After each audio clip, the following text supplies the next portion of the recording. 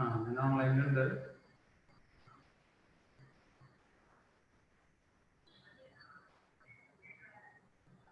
ആ ഫേസ്ബുക്കിലുണ്ട്.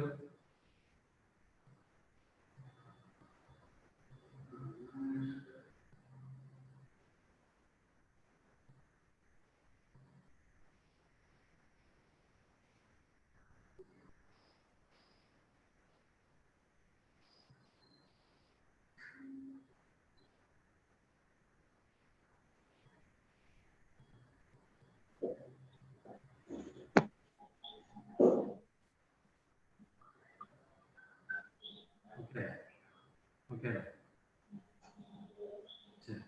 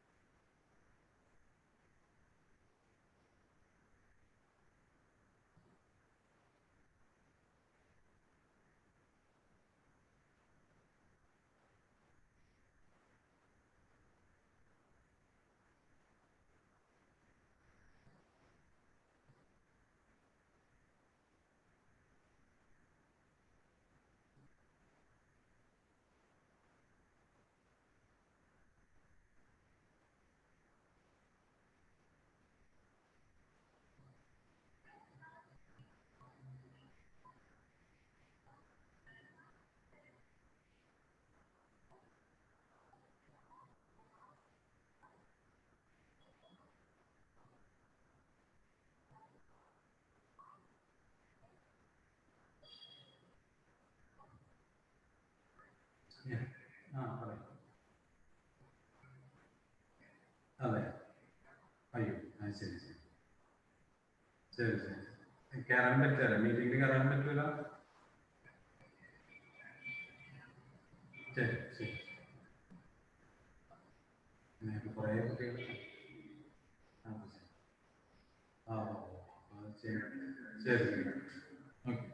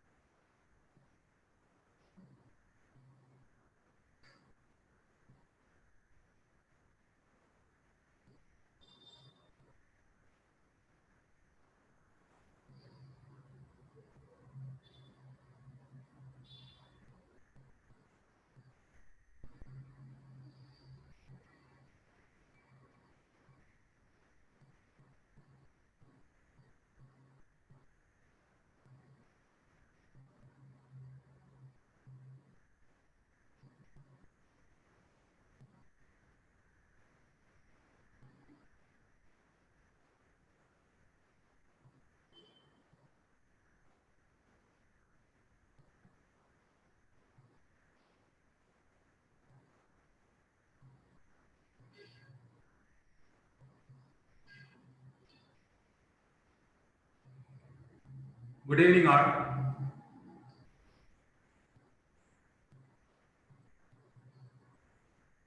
രണ്ടായിരത്തി 20 SSLC പരീക്ഷയിൽ അല്ലെങ്കിൽ THSLC പരീക്ഷയിൽ വിജയം നേടിയ എൻ്റെ എല്ലാ കൂട്ടുകാർക്കും അഭിനന്ദനം. 2020 SSLC പരീക്ഷയിൽ അല്ലെങ്കിൽ THSLC പരീക്ഷയിൽ വിജയം നേടിയ എൻ്റെ എല്ലാ കൂട്ടുകാർക്കും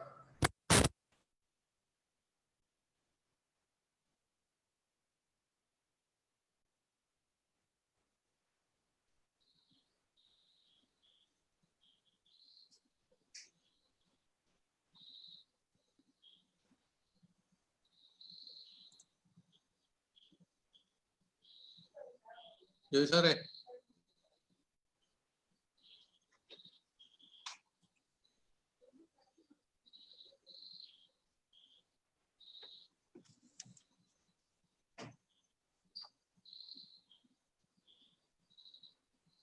കേൾക്കുന്നില്ലല്ലോ.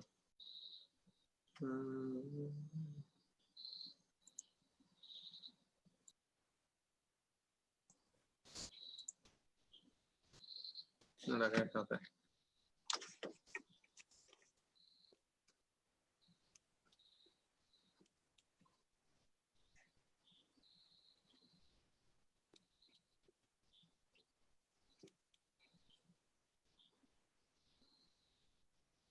സെൻസോനെ ഉണ്ടോ?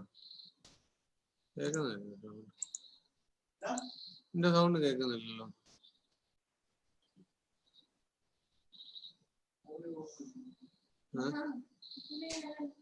എവിടെ വെച്ചു?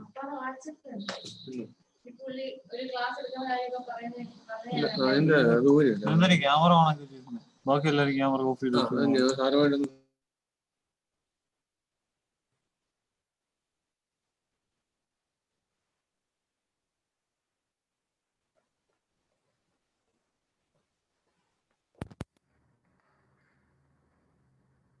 എനിക്ക് തോന്നിയ, എൻ്റെ മനസ്സിൽ ഉണ്ടായ കുറെ കാര്യങ്ങൾ ഞാൻ നിങ്ങളുമായിട്ടൊന്ന് ചർച്ച ചെയ്യുക. ഒരിക്കലും ഒരു ക്ലാസ് അല്ല, മറിച്ച് എൻ്റെ അഭിപ്രായങ്ങളും ഞാൻ ഇതിൽ നിരീക്ഷിച്ചു വന്ന കുറെ കാര്യങ്ങളും നിങ്ങളുമായിട്ട് പങ്കിടുകയും. ഒരു SSLC പരീക്ഷ കഴിഞ്ഞാൽ അല്ലെങ്കിൽ 10ാം ക്ലാസ് പരീക്ഷ കഴിഞ്ഞാൽ നമ്മൾ അടുത്തതെന്ത് എന്ന ചോദ്യത്തിന് മുന്നിലാണ് നിൽക്കുന്നത്. ആ ചോദ്യം നമ്മളെല്ലാവരും പരസ്പരം ചോദിച്ചുകൊണ്ടിരിക്കുന്നു. മുൻപൊക്കെ ചെയ്തിരുന്നത്, അല്ലെങ്കിൽ നമ്മുടെ മുൻഗാമികൾ, നമ്മുടെയൊക്കെ ചേട്ടനും ചേച്ചിമാരൊക്കെ ചെയ്തുകൊണ്ടിരുന്നത്, സുഹൃത്തുക്കൾ എന്ത് ചെയ്യുന്നോ, അല്ലെങ്കിൽ എൻ്റെ ബന്ധു മുൻപ് പഠിച്ചിരുന്ന വിഷയം എന്തായിരുന്നോ അതൊക്കെ നമ്മൾ ചെയ്യുക എന്നുള്ളത്. എന്നാൽ കാലഘട്ടം മാറി, നമുക്ക് മുൻപിൽ ഒരുപാട് ഓപ്ഷൻസ് അല്ലെങ്കിൽ ഇതിനെക്കുറിച്ച് മനസ്സിലാക്കാനുള്ള പല വേദികൾ വന്നു. അങ്ങനെ നമ്മളൊക്കെ അതിങ്ങനെ മാറിക്കൊണ്ടിരിക്കുകയാണ്. എന്നാലും കഴിഞ്ഞ 2-3 വർഷമായിട്ട് ഈ ഓൺലൈനിലേക്ക് മാറിയപ്പോൾ കുറെ പേർ അതിനകത്ത് കുറെ തെറ്റുകൾ വരുത്തുന്നതായിട്ട് ശ്രദ്ധയിൽപ്പെട്ടു. നമ്മൾ ഇന്ന് ഡിസ്കസ് ചെയ്യുന്നത്, നമുക്ക് SSLC പരീക്ഷയ്ക്ക് ശേഷം നമുക്ക് എന്തൊക്കെ ചെയ്യാം, നമുക്ക് എന്തൊക്കെ കോഴ്സുകൾക്ക് ചേരാം, അതിന്റെ വിവിധ സാധ്യതകൾ എന്തൊക്കെ എന്നൊക്കെയാണ് നമ്മൾ ഇന്ന് ചർച്ച ചെയ്യുന്നത്. അടുത്ത ഒരു സെഷനിൽ മിക്കവാറും ഗവൺമെന്റ് ഓൺലൈൻ പ്രഖ്യാപിക്കും, +1-ന് ഓൺലൈൻ പ്രഖ്യാപിക്കുന്ന 10ാം തീയതിയോ 11ാം തീയതിയോ കണ്ട് പ്രഖ്യാപിക്കുമെന്നാണ് അറിയുന്നത്, മനസ്സിലാക്കുന്നത്. ആ 10ാം തീയതി മുതലാണ് ഓൺലൈൻ തുടങ്ങുന്നത് എന്ന് പറഞ്ഞാൽ നമ്മൾ 10ാം തീയതി രാത്രി 7:30 മണിക്ക് ഇതുപോലെ ഒരു ഡിസ്കഷൻ സംഘടിപ്പിക്കും. അപ്പോഴേക്കും നിങ്ങളുടെ കൈകളിലൊക്കെ അതിന്റെ സ്കൂളുകളുടെ ലിസ്റ്റും അതിന്റെ മറ്റു കാര്യങ്ങളൊക്കെ നിങ്ങൾക്ക് ലഭിച്ചിട്ടുണ്ട്. അപ്പൊ ഞാൻ പറയുമ്പോൾ നിങ്ങൾക്ക് അത് നോക്കി മനസ്സിലാക്കാനായിട്ട് സാധിക്കും. ഇപ്പോൾ ഞാനത് പറഞ്ഞാൽ നിങ്ങൾക്ക് ഏത് സ്കൂളാണ്, ഏത് കോഴ്സാണ് എന്നൊക്കെ ഞാൻ പറയുന്നതിൽ സംശയങ്ങൾ നേരും. അതുകൊണ്ട് ഇപ്പോൾ SSLC കഴിഞ്ഞാൽ നമുക്ക് പഠിക്കാൻ ഉപയോഗിക്കുന്ന കോഴ്സുകൾ, നമുക്ക് പഠിക്കാൻ ഉതകുന്ന കോഴ്സുകൾ ഏതൊക്കെ എന്നാണ് നമ്മൾ ചർച്ച ചെയ്യുന്നത്. സ്വാഭാവികമായിട്ടും നമ്മളെല്ലാവരും SSLC കഴിഞ്ഞാൽ ആദ്യം കേൾക്കുന്നത് +1 എന്നാണ്, അല്ലെങ്കിൽ ഹയർ സെക്കൻഡറി ആണ്. ഈ +1 എന്നുള്ളത് നമ്മളെല്ലാവരും കേട്ട് പരിചയിച്ചിട്ടുള്ള ഒരു ടൈമാണ്. നമുക്ക് അതിന്റെ കുറെ കാര്യങ്ങളൊക്കെ നമുക്കറിയാം. രണ്ടാമതായിട്ടുള്ളത് വൊക്കേഷണൽ ഹയർ സെക്കൻഡറി. അതായത് നമ്മളൊക്കെ മനസ്സിലാക്കുന്നത് +1 കിട്ടാത്ത കുട്ടികൾ ചേരുന്ന ഒരു കോഴ്സാണ് വൊക്കേഷണൽ ഹയർ സെക്കൻഡറി.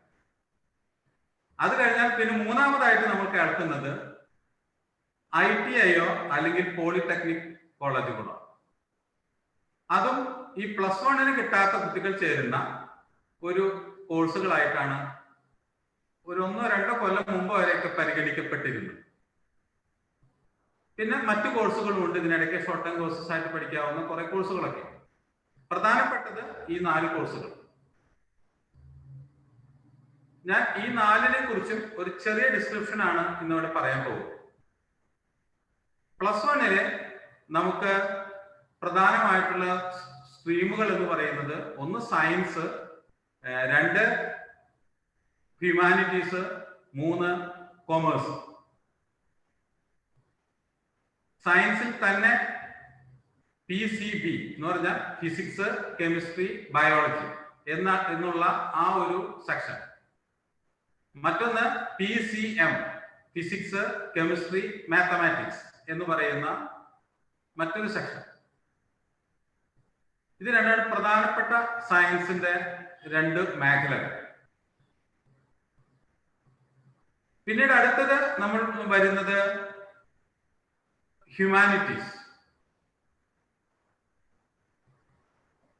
ആ ഹ്യൂമാനിറ്റീസിൽ നമ്മൾ പഠിക്കുന്നത് സോഷ്യൽ സയൻസ് അല്ലെങ്കിൽ ജിയോഗ്രഫി, അത്തരം തുടങ്ങിയ ഹിസ്റ്ററി തുടങ്ങിയ വിഷയങ്ങളെ ഉൾപ്പെടുത്തിയിട്ടുള്ള ഒരു പഠനമാണ്.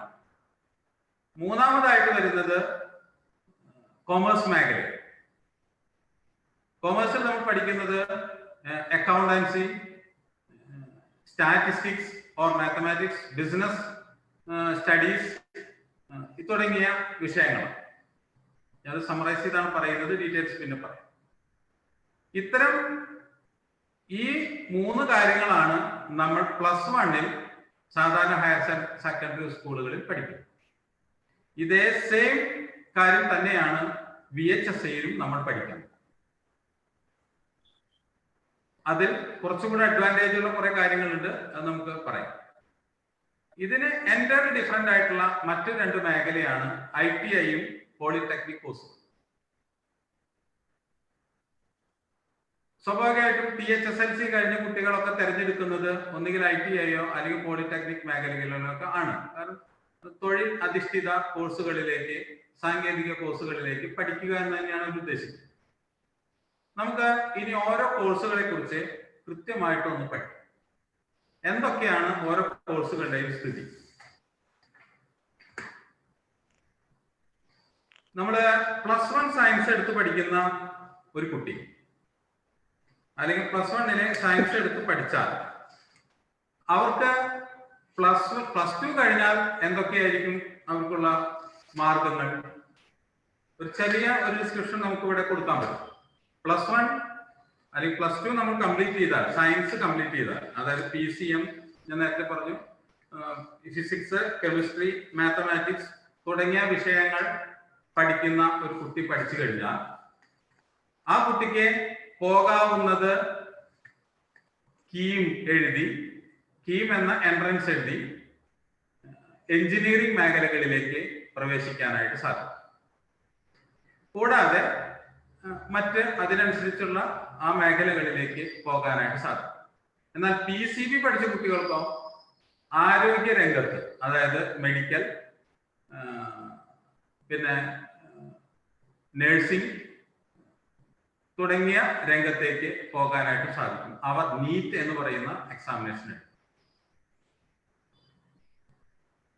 അപ്പൊ നമ്മൾ +1 സയൻസിന് പഠിക്കുമ്പോൾ എന്തൊക്കെ സബ്ജക്റ്റുകളാണ് നമുക്ക് സ്വതവേ തിരഞ്ഞെടുക്കാനായിട്ടുണ്ടായത്? Subject combination. ഇംഗ്ലീഷ് +1 എന്തായാലും ഉണ്ട്. അടുത്ത വിഷയം മലയാളം, ഹിന്ദി, അറബിക് എന്ന് പറയുന്ന ഒരു സബ്ജക്ട് മറ്റൊരു പാർട്ടായിട്ടുണ്ടാകും. അതുകൂടാതെ സബ്ജക്ട് കോമ്പിനേഷൻ എന്ന് പറയുന്ന മറ്റൊരു വിഭാഗം. അതിലെ ഫിസിക്സ്, കെമിസ്ട്രി, ബയോളജി, മാത്തമാറ്റിക്സ് എന്ന് പറയുന്ന 01 എന്ന് പറയുന്ന ഒരു വിഭാഗമുണ്ട്. Physics, chemistry, biology, home science എന്ന് പറയുന്ന ഒരു വിഭാഗമുണ്ട്. പിന്നെ physics, chemistry, home science, mathematics എന്ന് പറയുന്ന വിഭാഗമുണ്ട്. പിന്നെ ഫിസിക്സ്, കെമിസ്ട്രി, ജിയോളജി, മാത്തമാറ്റിക്സ് എന്ന് പറയുന്ന കോമ്പിനേഷൻ ഉണ്ട്. പിന്നെ physics, chemistry, mathematics, computer science എന്ന് പറയുന്ന വിഭാഗമുണ്ട്. ഇങ്ങനെ കുറേയേറെ വിഭാഗങ്ങൾ ഇതിനകത്ത്. ഇലക്ട്രോണിക്സ് അഡീഷണൽ പഠിക്കാനുണ്ട്, മറ്റു വിഷയങ്ങളായിട്ട് പഠിക്കാനുണ്ട്. സയൻസിനോടൊപ്പം ജിയോളജി പഠിക്കാനുണ്ട്, സൈക്കോളജി പഠിക്കാനുണ്ട്. അതൊക്കെ പല വിഭാഗങ്ങൾ സയൻസിൽ പഠിക്കാനുണ്ട്. അതുകൂടാതെ ഹ്യൂമാനിറ്റീസിലേക്ക് നമ്മൾ വന്നു കഴിഞ്ഞാൽ അവിടെ നമ്മൾ പഠിക്കുന്നത് history, economics, political science, geography. ഇതിനോടനുബന്ധിച്ച മറ്റു കോമ്പിനേഷനുകൾ സോഷ്യോളജി പഠിക്കും, ജിയോളജി കൂടെ പഠിക്കാം, മ്യൂസിക്കിന്റെ ഒരു കോഴ്സ് പഠിക്കാം. അതൊക്കെ ഇതിനോട് history, economics, political science, music എന്ന് പറയുന്ന ഒരു കോമ്പിനേഷൻ. ഇതൊക്കെ നിങ്ങൾക്ക് പ്രോസ്പെക്ടസ് കിട്ടുമ്പോൾ കൃത്യമായിട്ട് അതിനകത്ത് കൊടുത്തിട്ടുണ്ട്. പിന്നെ നമുക്ക് വരുന്നത് അങ്ങനെയുള്ള കോഴ്സ് ഹിസ്റ്ററിയിൽ +1 പഠിക്കാനുള്ള കോഴ്സ് ഏതാണ്ട് 46 എണ്ണമാണ്. സയൻസിൽ നമുക്ക് പഠിക്കാനുള്ള കോഴ്സ് ഏതാണ്ട് 9 കോമ്പിനേഷനാണ് നമുക്കുള്ളത്. കൊമേഴ്സിൽ നമുക്ക് പഠിക്കാനുള്ളത് 4 കോമ്പിനേഷനാണ് +1. Business studies, accountancy, economics, mathematics എന്ന ഒരു combination. Business studies, accountancy, economics, statistics എന്ന് പറയുന്ന ഒരു combination. Business studies, accountancy, economics, political science എന്ന് പറയുന്ന ഒരു combination. Business studies, accountancy, economics, computer application എന്ന് പറയുന്ന മറ്റൊരു കോമ്പിനേഷൻ. ഇതാണ് നമുക്ക് +1 പഠിക്കുന്ന 3 മേഖല. ഒന്ന് സയൻസ് മേഖല, 2 ഹ്യൂമാനിറ്റീസ് മേഖല, 3 കോമേഴ്സ് മേഖല. അതിൽ +1 സയൻസിന് നമ്മൾ അഡ്മിഷൻ എടുക്കുമ്പോൾ നമുക്ക് വെയിറ്റേജ് ലഭിക്കുന്ന കുറച്ച് വിഷയങ്ങൾ SLCക്ക് നമുക്കുണ്ട്. അതായത് നമ്മുടെ മാത്തമാറ്റിക്സ്, PCM, ബയോളജി ഉൾപ്പെടെയുള്ള PCBM ആണ് നമ്മൾ എടുക്കുന്നെങ്കിൽ നമ്മുടെ വെയിറ്റേജ് ആയിട്ട് SLCക്ക് കിട്ടിയ വിഷയങ്ങൾ ആഡഡ് വെയിറ്റേജ് ആയിട്ട് കണക്ക് കൂട്ടുന്നത് ഫിസിക്സ്, കെമിസ്ട്രി, ബയോളജി, മാത്തമാറ്റിക്സ് എന്നിവയുടെ വിഷയം കൂടെ വെയിറ്റേജ് ആയിട്ട് കണക്ക് കൂട്ടിയിട്ടാണ് നമുക്ക് അഡ്മിഷൻ ലഭിക്കുന്നത്. അതേസമയം നമ്മൾ physics, chemistry, home science, mathematics, physics, chemistry, geology, mathematics, അതിനോടുകൂടെ computer science, electronics, geology, statistics, ഇത്തരം വിഷയങ്ങളാണ് നമ്മൾ തിരഞ്ഞെടുക്കുന്നതെങ്കിൽ അവിടെ നമ്മൾ കണക്കാക്കുന്നത് ബയോളജി ഒഴിച്ചുള്ള മറ്റു 3 PCM ആണ്. ഫിസിക്സ്, കെമിസ്ട്രി, മാത്തമാറ്റിക്സ് ആണ്. ഫിസിക്സ്, കെമിസ്ട്രി, ബയോളജി, സൈക്കോളജി എന്ന കോമ്പിനേഷൻ എടുക്കണമെങ്കിൽ നമുക്ക് ആഡഡ് ആയിട്ട് വെയിറ്റേജ് വരുന്നത് ഫിസിക്സ്, കെമിസ്ട്രി, ബയോളജി, മാത്തമാറ്റിക്സ് ആണ്. നമുക്ക് ഹ്യൂമാനിറ്റീസ് വിഷയം എടുക്കണമെങ്കിൽ നമുക്ക് വെയിറ്റേജ് ലഭിക്കുന്ന വിഷയം സോഷ്യൽ സയൻസ് ആണ്. പൊതുവിൽ SLC കുട്ടികൾക്കൊക്കെ കുറച്ച് ടഫ് ഉണ്ടായിരുന്ന ഒരു വിഷയമാണ് സോഷ്യൽ സയൻസ്. അപ്പോൾ ഹ്യൂമാനിറ്റീസ് എടുക്കുമ്പോൾ ശ്രദ്ധിക്കണം, സോഷ്യൽ സയൻസിന്റെ മാർക്ക് എത്രയെന്ന് നമ്മൾ പരിഗണിക്കണം. ഇതെല്ലാം നമുക്ക് വിശദമായിട്ട് അടുത്ത നടത്തുന്ന ക്ലാസ്സുകളിലേക്ക് നമുക്ക് ചെയ്യാവുന്നതാണ്. പിന്നെ കോമേഴ്സ് മേഖലയാണ്. കോമേഴ്സ് മേഖലയിലേക്ക് നോക്കുന്നത് സോഷ്യൽ സയൻസും മാത്തമാറ്റിക്സിന്റെയും മാർക്കാണ്. അതാണ് ആഡഡ് വെയിറ്റേജ് ആയിട്ട് കണക്ക് കൂട്ടുന്നത്. ടോട്ടൽ മാർക്ക് കണക്ക് കൂട്ടും, അതിനോട് ആഡഡ് വെയിറ്റേജ് ആയിട്ട് സോഷ്യൽ സയൻസും മാത്തമാറ്റിക്സും കാൽക്കുലേറ്റ് ചെയ്യും. ഇപ്പൊ നിങ്ങൾക്ക് ഏകദേശം +1 എന്ന് പറയുന്ന സ്ട്രീമിൽ നമുക്ക് ലഭിക്കുന്നത് 3 സെക്ഷനാണ്. ഒന്ന് science section, 2 humanities section, 3 commerce section. അതിൽ സയൻസിൽ തന്നെ നമുക്ക് സെപ്പറേറ്റ് ഉള്ള ഒരു സെക്ഷൻ ഉള്ളത് PCM എന്ന് പറയുന്ന ഫിസിക്സ്, കെമിസ്ട്രി, മാത്തമാറ്റിക്സ് എന്ന് പറയുന്ന സെക്ഷൻ. മറ്റത് ഫിസിക്സ്, കെമിസ്ട്രി, ബയോളജി എന്ന് പറയുന്ന മേജർ ആയിട്ടുള്ള മറ്റൊരു സെക്ഷൻ. അതിലൂടെ ആഡ് ചെയ്തിട്ടുള്ള ചില കോമ്പിനേഷൻസ് ഒക്കെ എക്സ്ട്രാ വരുന്നുണ്ടെങ്കിൽ പ്രധാനമായിട്ടുള്ളത് ഇതാണ്. ഹ്യൂമാനിറ്റീസിലേക്ക് പോകുമ്പോൾ ഞാൻ നേരത്തെ പറഞ്ഞു ഏതാണ്ട് 46 കോമ്പിനേഷൻസ് അവിടെയുണ്ട്.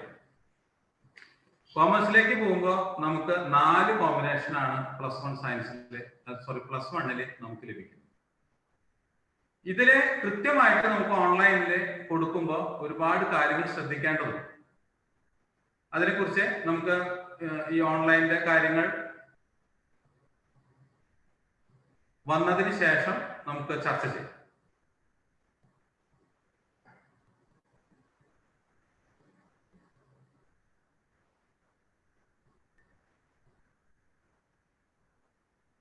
ഇനി നമുക്ക് പോകാനുള്ളത് രണ്ടാമത്തെ സെക്ഷനായ VHSCയിലേക്ക്.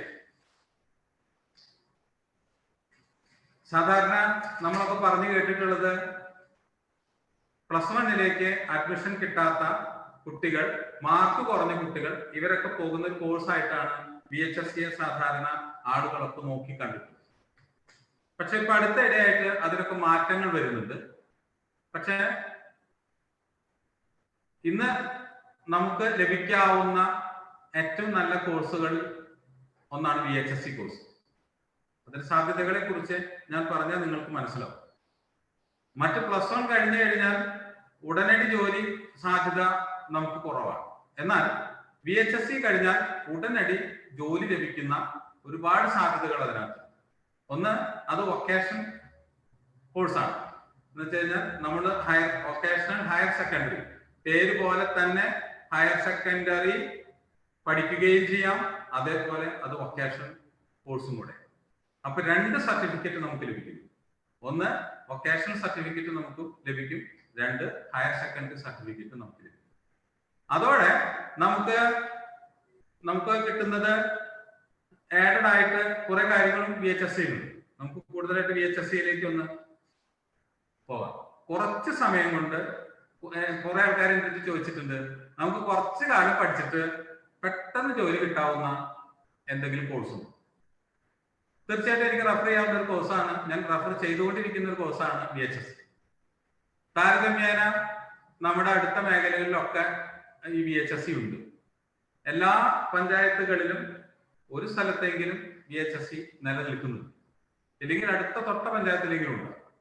പക്ഷെ കോമ്പിനേഷൻ നമ്മൾ എടുക്കുന്നത് നോക്കണമെന്ന്. +1 സയൻസിന് ഉള്ളത് പോലെ തന്നെ ഇതിനും VHSCക്കും സയൻസ് വിഷയമുണ്ട്. അതിലും PCM ഉണ്ട്, PCBയും ഉണ്ട്. എന്ന് വെച്ച് കഴിഞ്ഞാൽ ഫിസിക്സ്, കെമിസ്ട്രി, മാത്തമാറ്റിക്സ് എന്ന് പറയുന്ന സബ്ജക്റ്റ് ഉള്ള സയൻസ് അതിനകത്തുണ്ട്. ഫിസിക്സ്, കെമിസ്ട്രി, ബയോളജി എന്നിവ ഉൾപ്പെടുന്ന സബ്ജക്റ്റ് ഉള്ള സയൻസും ഉണ്ട്. ഇതിന്റെ ഒരു പ്രത്യേകത, നമ്മൾ പഠിക്കാൻ പോകുമ്പോൾ നമ്മൾ ശ്രദ്ധിക്കേണ്ട ഒരു കാര്യം, VHSCയിലെ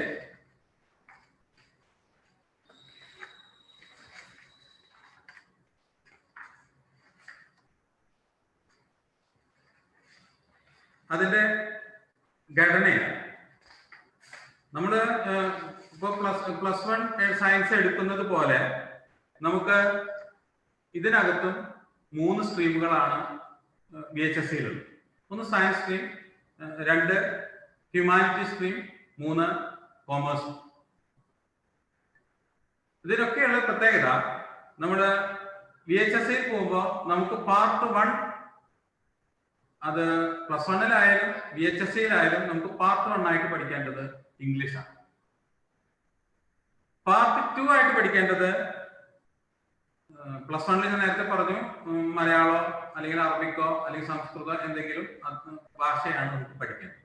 എന്നാൽ VHSCയിൽ നമ്മൾ പഠിക്കുന്നത് എന്റർപ്രണർഷിപ്പ് ED, എന്റർപ്രണർഷിപ്പ് ഡെവലപ്മെന്റ് എന്ന് പറയുന്ന ഒരു സബ്ജക്റ്റും അതിനോട് കൂടെ വൊക്കേഷണൽ സബ്ജക്ട് തിയറി ആൻഡ് പ്രാക്ടിക്കലുമാണ്.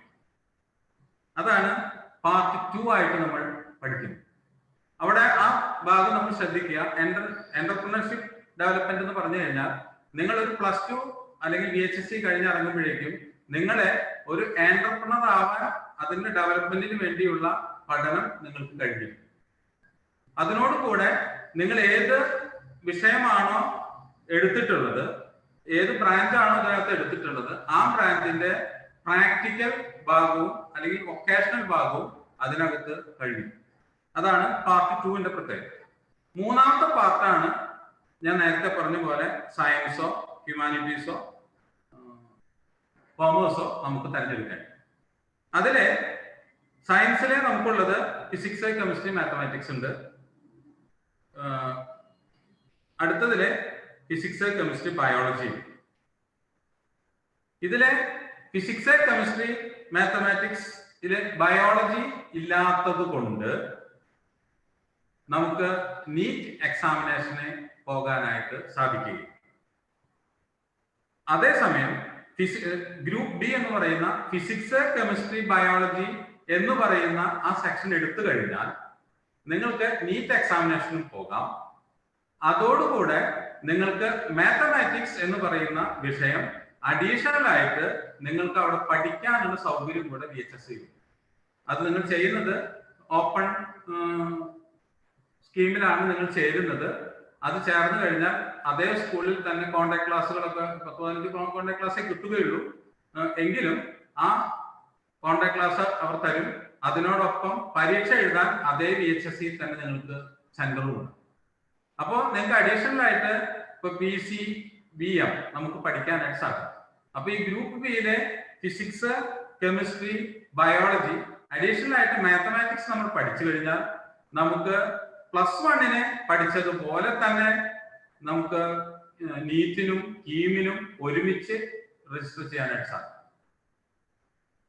+1 നമ്മൾ ഫിസിക്സും കെമിസ്ട്രിയും ബയോളജിയും മാത്തമാറ്റിക്സും പഠിച്ചു കഴിഞ്ഞാൽ അതാണല്ലോ അതിന്റെ ഗുണം. അതുപോലെ തന്നെ സെയിം ഗുണമാണ് ഇതിനകത്തുള്ളത്. അതുപോലെ തന്നെയാണ് ഹ്യൂമാനിറ്റീസ് വിഷയം പഠിച്ചാലും ഹിസ്റ്ററിയും ജിയോഗ്രഫിയും ഇക്കണോമിക്സും ആണ് അതിന്റെ കൂടെ ഒരു പാർട്ട് 3 വരുന്നത്. കോമേഴ്സിന്റെ ഇതിൽ വരുന്നത് ബിസിനസ് സ്റ്റഡീസും അക്കൗണ്ടൻസിയും മാനേജ്മെന്റും ആണ് നമുക്ക് അതിനകത്ത് വരും. പാർട്ട് 3 പഠിക്കേണ്ടി വരുന്ന വിഷയം. ഇതുകൂടാതെ നേരത്തെ ഞാൻ പറഞ്ഞു വൊക്കേഷണൽ സബ്ജക്ട് എന്ന് പറയും.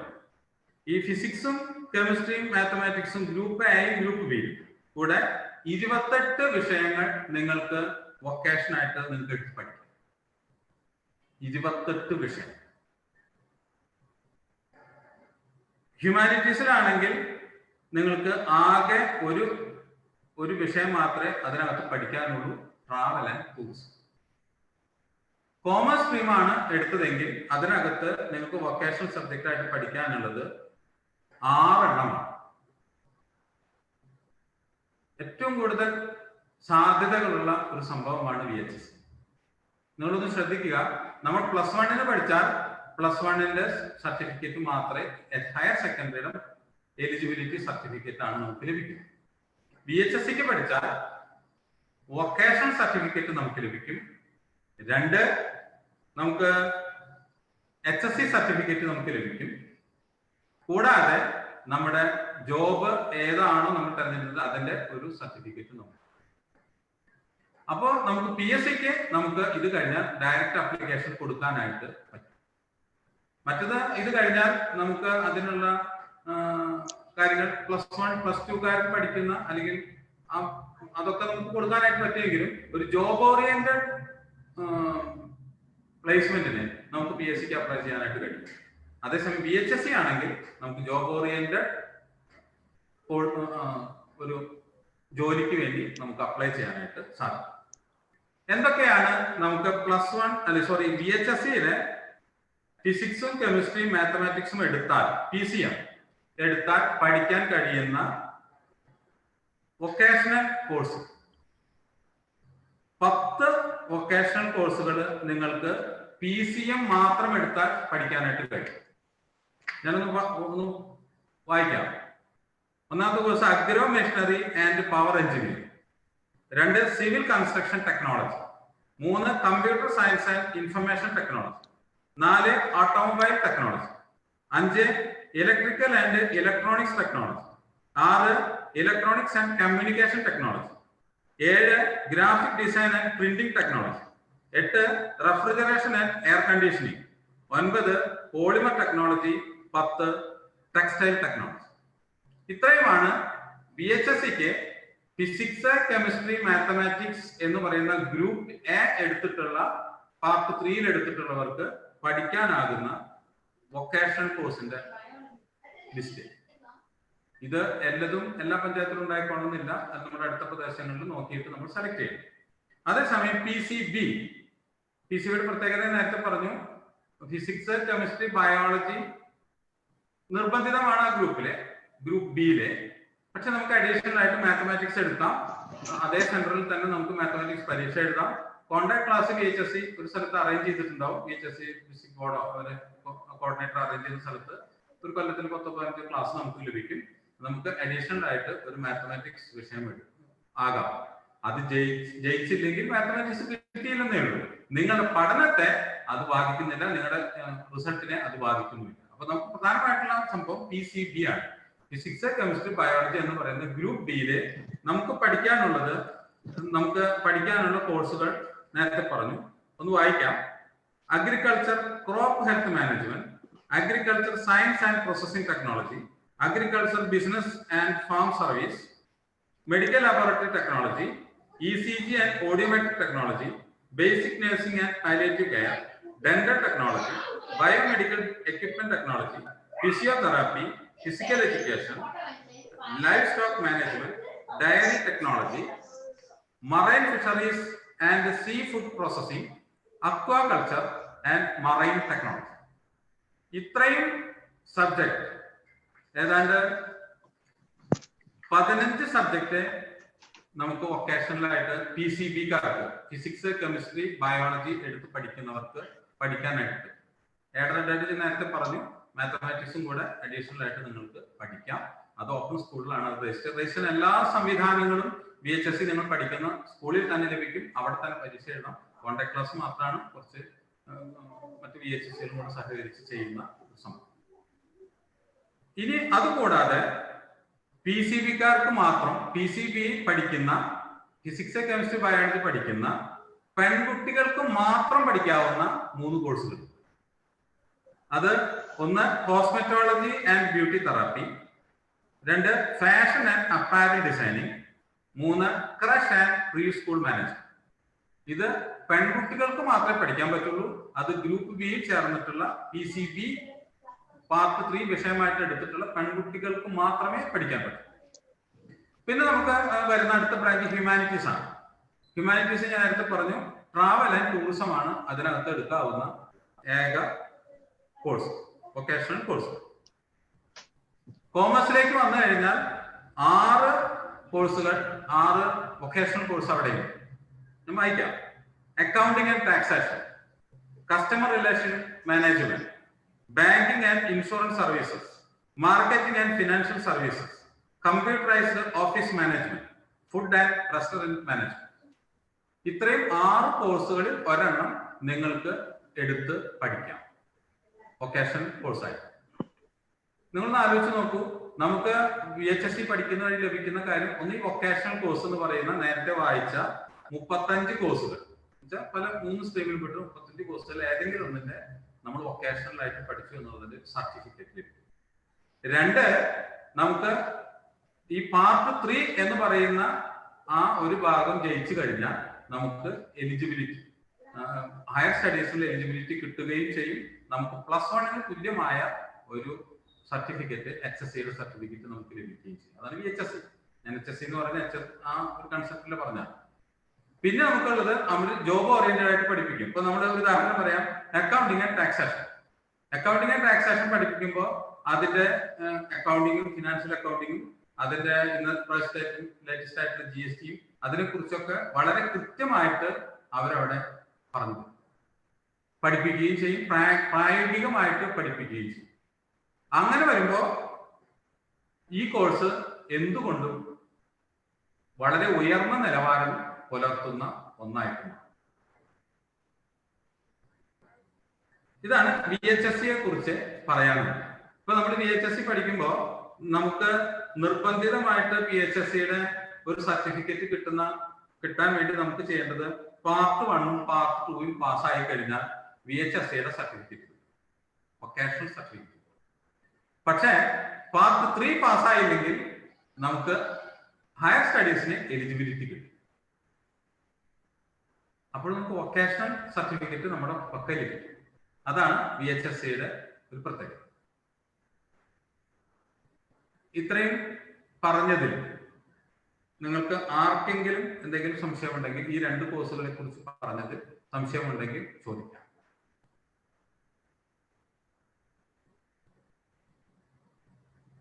ഇത് ലൈവായിട്ടുള്ള ഇന്ററാക്റ്റീവ് ക്ലാസ് ആണ്.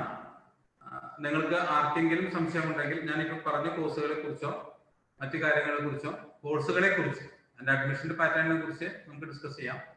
കോഴ്സുകളെ കുറിച്ച് ആർക്കെങ്കിലും സംശയമുണ്ടെങ്കിൽ ചോദിക്കും. VHS എല്ലാ കോഴ്സുകൾക്കും അംഗീകാരം ഉണ്ട് PSC യുടെ? VHS എല്ലാ കോഴ്സുകൾക്കും അംഗീകാരം ഉണ്ടോ? VHS എല്ലാ കോഴ്സുകൾക്കും അംഗീകാരമുണ്ട്. അതിന് അംഗീകാരമില്ല എന്ന് പറയുന്നത് VHS എല്ലാ കോഴ്സുകൾക്കും അംഗീകാരം ഉണ്ട് PSC യുടെ? ആരുടെ? PSC യുടെ. VHS എല്ലാ കോഴ്സുകൾക്കും അംഗീകാരം ഉണ്ടോ? എല്ലാ കോഴ്സുകൾക്കും അംഗീകാരമുണ്ട്.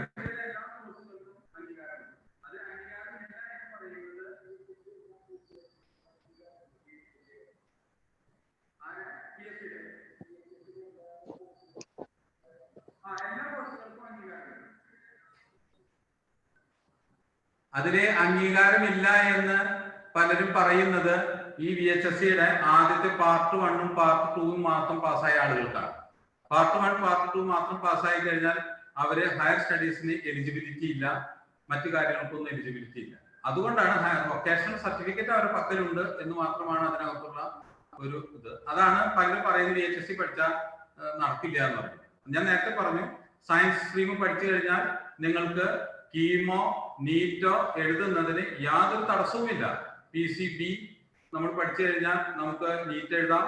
PCM പഠിച്ചു കഴിഞ്ഞിട്ടുണ്ടെങ്കിൽ നമുക്ക് കീമോ എഴുതാം. അപ്പോ അതിനകത്ത് വേറെ യാതൊരു പ്രശ്നവും അതിനകത്തില്ല.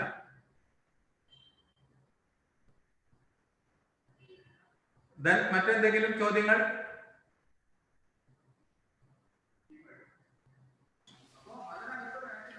സർ, അതിന്റെ ഒരു പ്രശ്നം എന്താണെന്ന് വെച്ചാല് നമ്മൾ VHSC ഇപ്പൊ ITIയും VHSCയും കമ്പയർ ചെയ്യുമ്പോൾ നമ്മളിപ്പോ ഒരു സർവേയർ ഓവർസിയർ എന്നൊക്കെ PSC വിളിക്കുമ്പോൾ VHSCക്കാർക്ക് അപ്ലൈ ചെയ്യാൻ പറ്റില്ല. VHSCക്കാർക്ക് പറ്റുന്ന ഒരു സംഗതി ഉള്ളത് ഇപ്പം അഗ്രികൾച്ചർ, VHSC അഗ്രികൾച്ചർ കഴിഞ്ഞ കുട്ടീനെ സംബന്ധിച്ചിടത്തോളം അഗ്രികൾച്ചർ അസിസ്റ്റന്റ് അപ്ലൈ ചെയ്യാൻ പറ്റും. അതുപോലെ ലൈഫ് സ്റ്റോക്ക് കഴിഞ്ഞ കുട്ടികൾക്ക് ലൈഫ് സ്റ്റോക്ക് അസിസ്റ്റന്റ് അപ്ലൈ ചെയ്യാം. പക്ഷെ മറ്റ് സർക്കാർ മേഖലയിലെ ജോബുകളിലേക്ക് ITI പോലെ VHSC കഴിഞ്ഞവർക്ക് അപ്ലൈ ചെയ്യാൻ പറ്റില്ല. അതായിരിക്കും അദ്ദേഹം ചോദിച്ചിട്ടുണ്ടാകുമെന്ന് എനിക്ക് തോന്നുന്നു. ഇപ്പൊ റെഫ്രിജറേഷനിൽ AC അല്ലെങ്കിൽ എന്താ പറയാ ഓട്ടോമൊബൈൽ കഴിഞ്ഞൊരു കുട്ടിക്ക് KSRTCയിൽ മെക്കാനിക്കായിട്ട് അപ്ലൈ ചെയ്യാൻ പറ്റുമോ? പറ്റില്ലല്ലോ. അത് ഒരു ഇടക്ക് ITIക്ക് തുല്യമായിട്ട് അംഗീകരിച്ചിട്ടുണ്ടായിരുന്നു. അതിലെന്തോ ഇഷ്യൂ ഉണ്ടായിരുന്നു.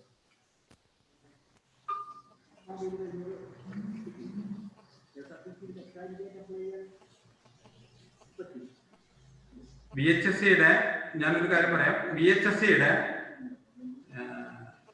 പ്രിൻസിപ്പൽ ആയിട്ടുള്ള ഡോക്ടർ സാബു സാറ് ഇതിനകത്ത് ജോയിൻ ചെയ്തിട്ടുണ്ട്. ഈ VHSCയുമായിട്ട് ബന്ധപ്പെട്ട സംശയങ്ങൾക്ക് അദ്ദേഹത്തിന് മറുപടി നൽകാൻ എബിലിറ്റി ഉള്ള ആളാണ്. അദ്ദേഹം അതിന് മറുപടി പറയുമെന്നാണ് ഞാൻ വിശ്വസിക്കുന്നത്. ദയവായി സാർ ഒന്ന് വീഡിയോ ഒന്ന് ഓൺ ചെയ്ത് കഴിഞ്ഞാൽ അതിനൊരു മറുപടി പറയാം. ഓക്കെ, കേൾക്കാമോ? കേൾക്കാം. അതായത് VHSC എന്ന് നമ്മൾ പറയുമ്പോൾ ഹയർ സെക്കൻഡറിക്ക് ഇക്വലന്റ് ആയിട്ടുള്ള ഒരു കോഴ്സ് എന്നതാണ് നമ്മൾ ഇവിടെ ഉദ്ദേശിക്കുന്നത്. അതില് ഒരു ട്രേഡ് ഉണ്ട്. ആ ട്രേഡുകൾ ഇപ്പൊ നമ്മൾ ഈ പറഞ്ഞ പോലെ 10-35 ട്രേഡുകൾ ഉണ്ട്. എല്ലാ ട്രേഡുകളും ഈ പറഞ്ഞതുപോലെ PSC ഡയറക്റ്റ് സെലക്ഷൻ ആയിട്ട് അംഗീകരിച്ചിട്ടുണ്ടാവില്ല ഒരു പക്ഷേ. അപ്പൊ അത് കാരണം ചില കോഴ്സുകൾക്ക് മാത്രമേ ഡയറക്റ്റ് സെലക്ഷൻ ഉള്ളൂ. ഇപ്പൊ അഗ്രികൾച്ചർ ആരോ പറഞ്ഞു, അഗ്രികൾച്ചർ ഡയറക്റ്റ് സെലക്ഷൻ ഉണ്ട്. Higher secondary, vocational higher secondary in agriculture കഴിഞ്ഞവർക്ക് മാത്രമായിട്ടുള്ള പോസ്റ്റുകളാണത്. അതുപോലെ ഉള്ള പോസ്റ്റുകൾക്ക് മാത്രം ആ ഒരു ട്രേഡ് മാത്രമേ. പിന്നെ വളരെ മുമ്പ് ചില കോഴ്സുകൾ ITIക്ക് ഈക്വലന്റ് ആകാൻ ഒരു ശ്രമം നടത്തിയിരുന്നു. പക്ഷെ ITI ഡിപ്ലോമ ഹോൾഡേഴ്സ് ഇഷ്ടം പോലെ ഉള്ളത് കൊണ്ട് സാധ്യത ഇല്ലാതായി പോവുകയാണ് ചെയ്തത്. കാരണം ഇത് 2 വർഷമാണ്, മറ്റവര് 2 വർഷം കഴിഞ്ഞിട്ടാണ് വീണ്ടും പഠിക്കുന്നത്, ഇത് ITI പഠിക്കുന്നത്. അപ്പൊ അത്രയ്ക്കും ടെക്നിക്കൽ എക്സ്പോഷർ ഇവിടെ കിട്ടുന്നില്ലാത്തത് കൊണ്ടല്ല, മറിച്ച് ഡിപ്ലോമക്കാരുടെ ഒരു പ്രശ്നം. കാരണം അവര് നമ്പർ കൂടുതലായതുകൊണ്ട് അവര് അതിനെ പ്രിവെന്റ് ചെയ്തുകൊണ്ടാണ് നടക്കാതെ പോയത്. അത്രേ ഉള്ളൂ. അല്ലാതെ കോഴ്സ് വൈസ് ഇപ്പൊ നമ്മൾ ഹയർ സെക്കൻഡറിക്ക് നമുക്കൊരു ഹയർ സ്റ്റഡീസിന് പോകണം എന്നുണ്ടെങ്കിൽ യാതൊരു തരത്തിലും ഒരു പ്രശ്നങ്ങളും ഉദിക്കുന്നില്ല. പിന്നെ ഞങ്ങളുടെ അവിടെ ഉള്ളത് 2 കോഴ്സുകളാണുള്ളത്, MLT and accountancy and taxation. അത് കഴിഞ്ഞവർക്ക് ഡയറക്റ്റ് CA കാരുടെ അണ്ടറിൽ പ്രാക്ടീസ് ചെയ്യാൻ പോകാൻ പറ്റും. CAക്ക് രജിസ്റ്റർ ചെയ്യാൻ പറ്റും. ഇപ്പൊ സാറ് പറഞ്ഞത് എല്ലാവർക്കും ക്ലിയർ ആയി കാണുമെന്ന് വിശ്വസിക്കുന്നു. സർ ഇപ്പം കുറച്ച് NSQF ലെവലിലെ കോഴ്സുകൾ കൂടി സ്റ്റാർട്ട് ചെയ്തിട്ടുണ്ട്. NSQF ലെവലിൽ ുമായിട്ട് ബന്ധപ്പെട്ട ചില കാര്യങ്ങൾ മാത്രമാണ് ഒരു ബുദ്ധിമുട്ടുള്ളതെന്നാണ് സാർ പറഞ്ഞത്. പക്ഷെ അത് ശ്രമം നടക്കുന്നുണ്ട്. പക്ഷെ ഞാൻ മനസ്സിലാക്കിയെടുത്തോളം ഹയർ സ്റ്റഡീസിന് ഇപ്പൊ കോമേഴ്സ് മേഖലയിൽ പഠിച്ച ഒരു കുട്ടിക്ക്, കോമേഴ്സ് സ്ട്രീം എടുത്ത് പഠിച്ച ഒരു കുട്ടിക്ക് ഒരു കാരണവശാലും അതിനെ തുടർന്നുള്ള മറ്റു കോഴ്സുകൾ പഠിക്കാൻ യാതൊരു തടസ്സവുമില്ല. അതുപോലെ തന്നെ ഇപ്പൊ സിഎയുടെ ഫൗണ്ടേഷൻ കോഴ്സ് ചേരാൻ ഒരു തടസ്സമില്ല, CS ചേരാൻ തടസ്സമില്ല, CMA കോഴ്സിന് ചേരാൻ തടസ്സമില്ല. കോമേഴ്സിന്റെ എല്ലാ മേഖലകളിലും യാതൊരു തടസ്സവും VHSC കഴിഞ്ഞ കോഴ്സുകൾക്ക് ഇല്ല. നേരത്തെ പറഞ്ഞ വൊക്കേഷണൽ കോഴ്സുകളുമായിട്ട് ബന്ധപ്പെട്ട ചില കാര്യങ്ങൾ മാത്രമേ അതിനകത്തുള്ളൂ. പക്ഷെ അത് ആ കുട്ടിയുടെ എലിജിബിലിറ്റിയെ ഒരിക്കലും ബാധിക്കുന്നില്ല. കാരണം എലിജിബിലിറ്റി നിൽക്കുന്നത് പാർട്ട് 3 എന്ന് പറയുന്ന അതിനകത്ത് കണ്ടന്റ് കൊടുത്തിട്ടുള്ള അതിനനുസരിച്ചാണ്. ഡൗട്ട് മാറിയെന്ന് ഞാൻ വിശ്വസിക്കുന്നു.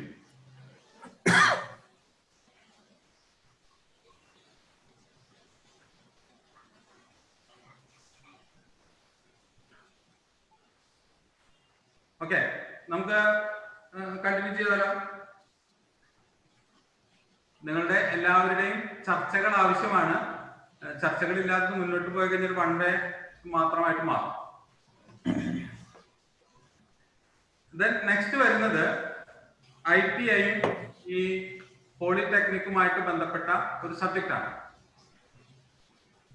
അത് നമുക്ക് അടുത്ത ആഴ്ച അടുത്ത നമ്മൾ സെഷൻ ചെയ്യുമ്പോൾ പോളിടെക്നിക്കും ഡിപ്ലോമയുമായിട്ട് ബന്ധപ്പെട്ട കാര്യം സംസാരിക്കാം. ഞാനിവിടെ പറയുമ്പോഴെല്ലാം ഹയർ സെക്കൻഡറിയിലെ ഏറ്റവും ഉന്നത ലെവലിൽ നിൽക്കുന്ന ഒരാൾ ഇതിനകത്തുണ്ട്, അദ്ദേഹം കേൾക്കുന്നുണ്ട്. അതുപോലെ തന്നെ VHSCയുടെ പ്രിൻസിപ്പാൾ തന്നെയാണ് നമ്മളോട് മറുപടി പറഞ്ഞത്.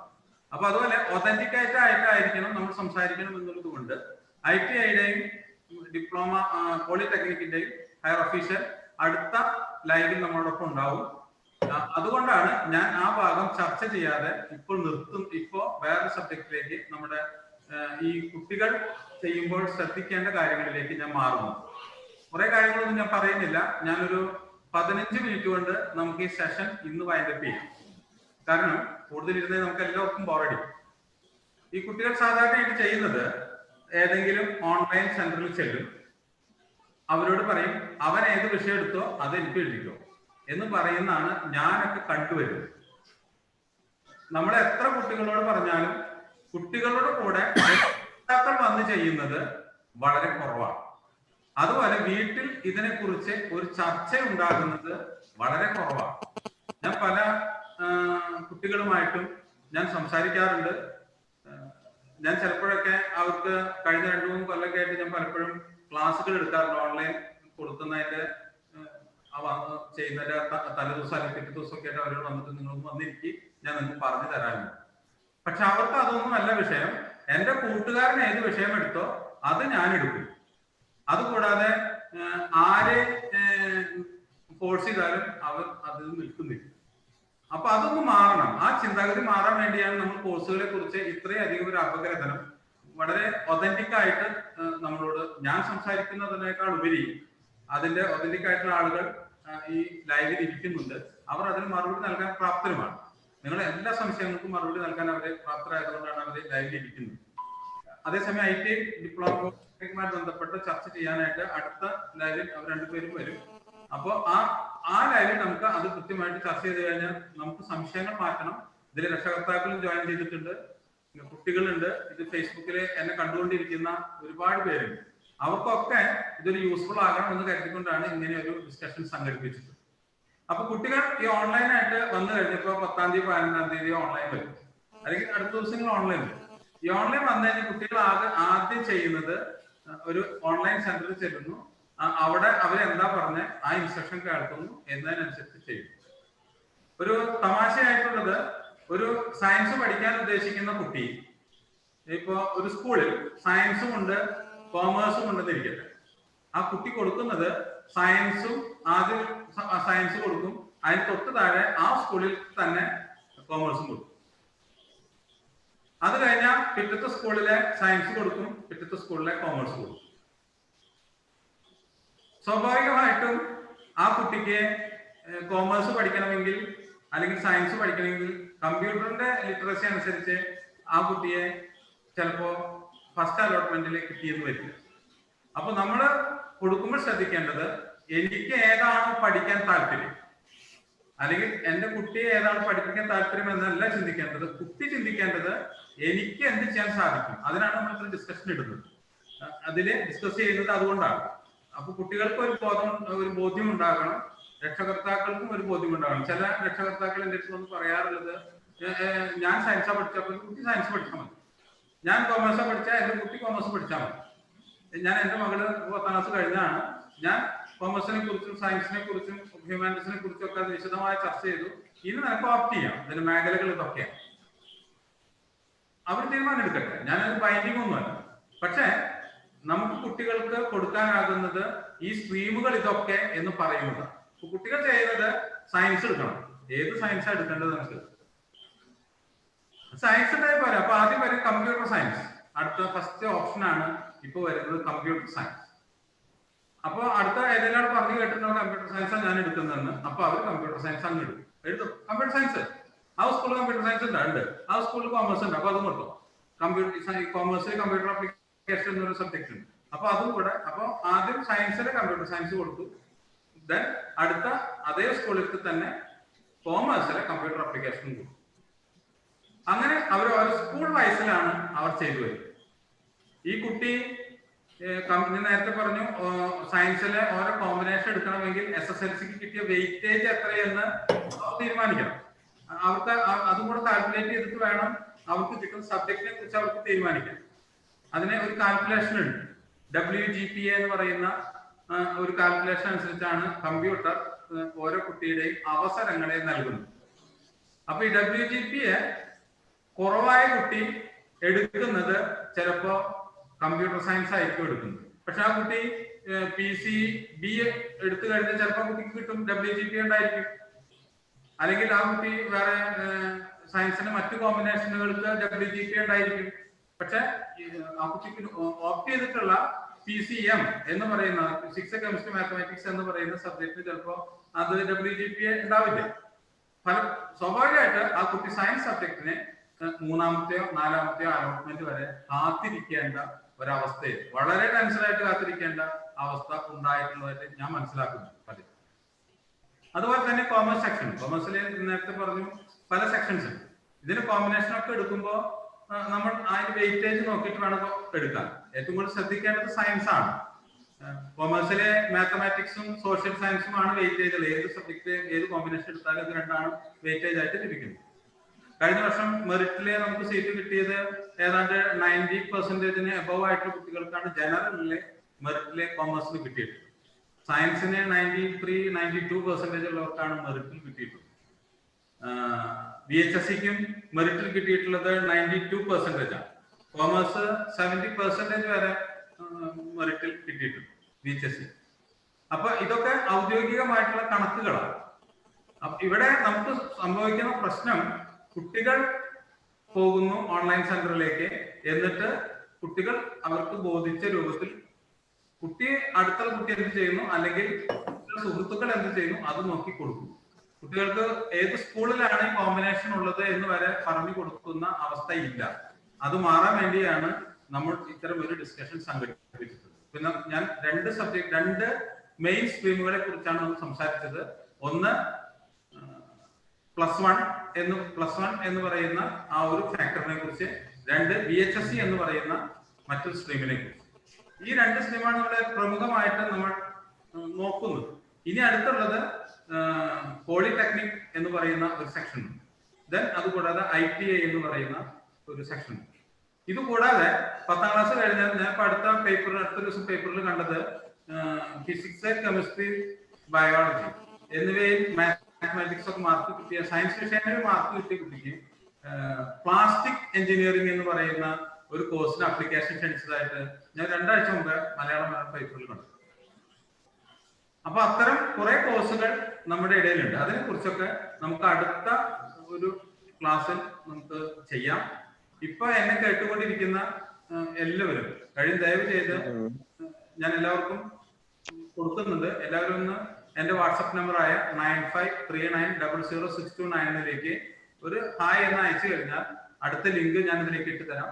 ഫേസ്ബുക്കിലും അതുപോലെ തന്നെ ലിങ്ക് ഉണ്ടാവും, ഇത് കണ്ടുകൊണ്ടിരിക്കുന്നുണ്ട്. അപ്പോ ഇതിലെ നമുക്ക് ചർച്ച ചെയ്യാനായിട്ടുള്ളത്, അടുത്ത് ചർച്ച ചെയ്യുന്നത് ITIയും പോളിടെക്നിക്കുമായിട്ട് ബന്ധപ്പെട്ട കാര്യങ്ങളാണ്.